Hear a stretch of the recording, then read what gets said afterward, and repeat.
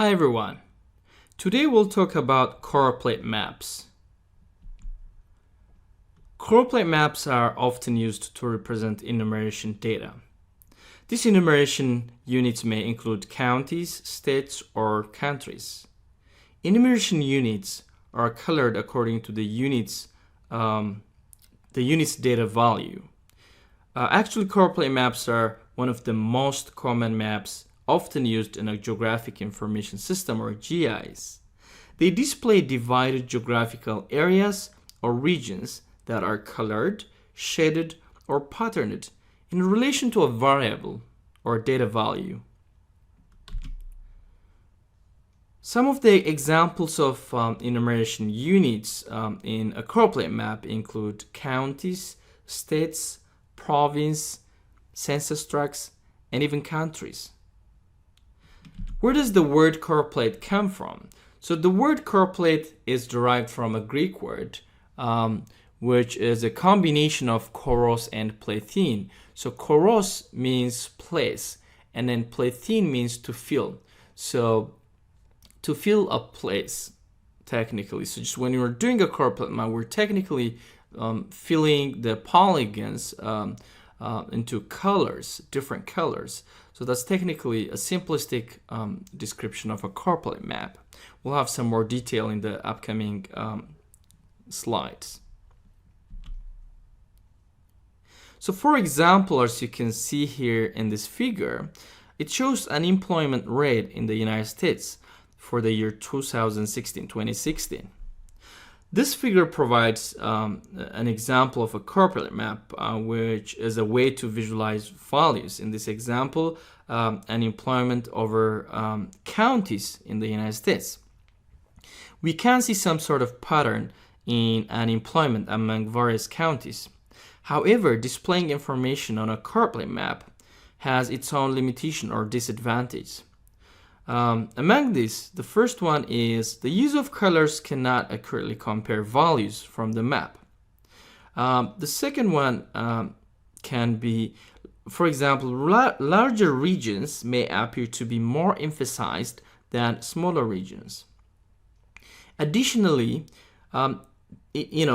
issues of a choropleth map may include, for example, we may encounter when you're using a choropleth map is using raw data instead of using normalized or standardized values. That's one issue because mapping or mapping a choropleth map using a raw data may lead to a misleading information. So some of the ways to represent a standardized or normalized representation of a raw data when you do a choropleth map include density of a population or a percentage of unemployment, like we've seen in this example. There are various approaches to classify your choropleth maps. This map, as you can see here, is an example showing the number of letters in country names using all countries around the world.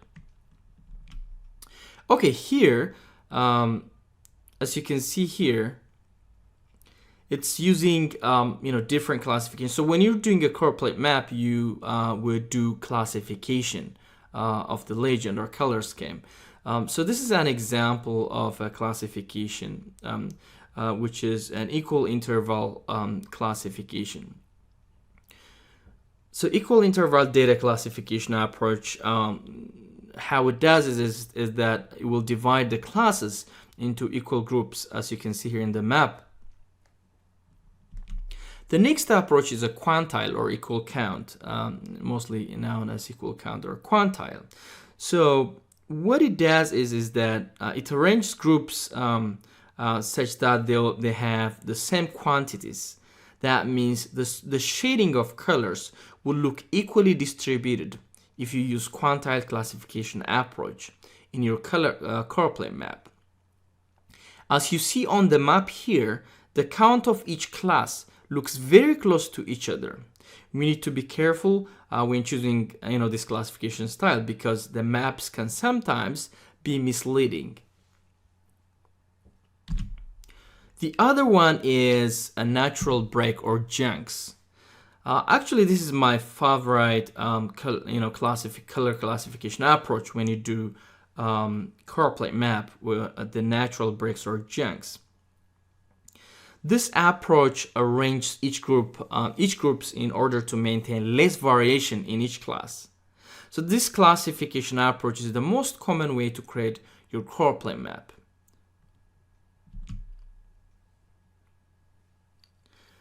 So color use in Choropleth map is becoming fairly standard for two main reasons. The first is there's a decreasing trend in cost of color printing. Second, there's an increasing trend of virtual or online maps. Therefore, the use of color in Choropleth maps will provide more symbolization options. However, the use of colors in Choropleth maps introduce subjectivity and complexity of the map design process.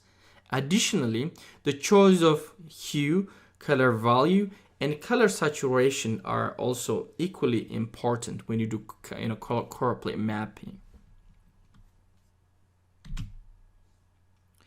You can use Color Brewer by going to colorbrewer.org website. This is a very popular website for choosing an appropriate Choropleth map color scheme. So you can use Color Brewer to help you select the appropriate color. So Color Brewer is a free open source site. You can visualize different styles of classification and color schemes for your Choropleth maps.